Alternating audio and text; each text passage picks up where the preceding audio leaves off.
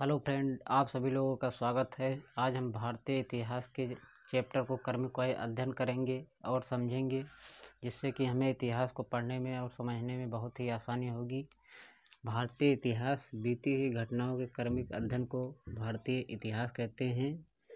इतिहास को मुख्यतः 4 वर्गों में विभक्त करके आसानी से पढ़ा जा सकता है। प्राचीन इतिहास, मध्यकालीन इतिहास, आधुनिक इतिहास, स्वतंत्रता के उपरांत का इतिहास।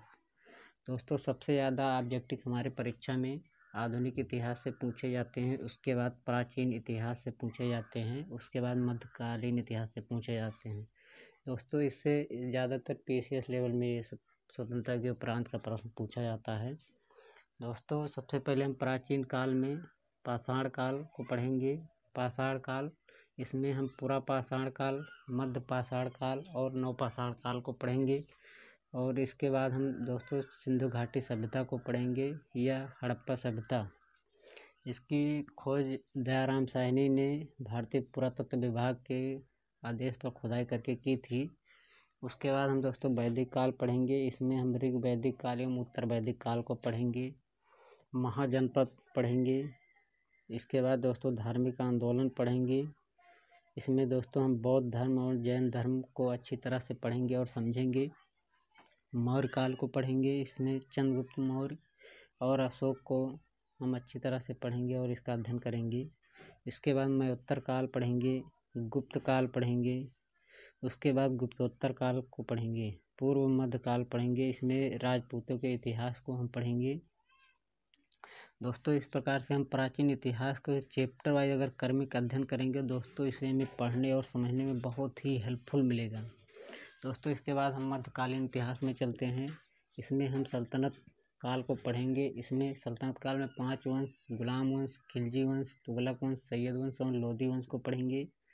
मुगल काल को पढ़ेंगे। इसमें बाबर, हुमायूं, शेरशाह सूरी, अकबर, जहांगीर इत्यादि को हम इनका अध्ययन करेंगे। इसके बाद विजयनगर या बहमनी नगर को पढ़ेंगे। मराठा का इतिहास पढ़ेंगे। इसके बाद धार्मिक आंदोलन पढ़ेंगे। विदेशियों का आगमन पढ़ेंगे और ब्रिटिश काल, इसमें गवर्नर जनरल इत्यादि हमारे देश में जो आए इसको हम पढ़ेंगे। दोस्तों, मध्यकालीन में इस प्रकार से अगर हम पढ़ेंगे तो हमें पढ़ने और समझने में बहुत ही हेल्पफुल मिलेगा और आसानी होगी इतिहास को समझने में। दोस्तों, इसके बाद हम आधुनिक इतिहास पढ़ेंगे। विदेशियों का आगमन भारत में कब हुआ था, साम्राज्य स्थापना हुई थी, आर्थिक शोषण भारत में बहुत बढ़ा था, इसको हम पढ़ेंगे। सामाजिक धार्मिक आंदोलन, इसमें राजा राम मोहन राय प्रमुख थे। 1857 की क्रांति को पढ़ेंगे और स्वतंत्रता संघर्ष को पढ़ेंगे।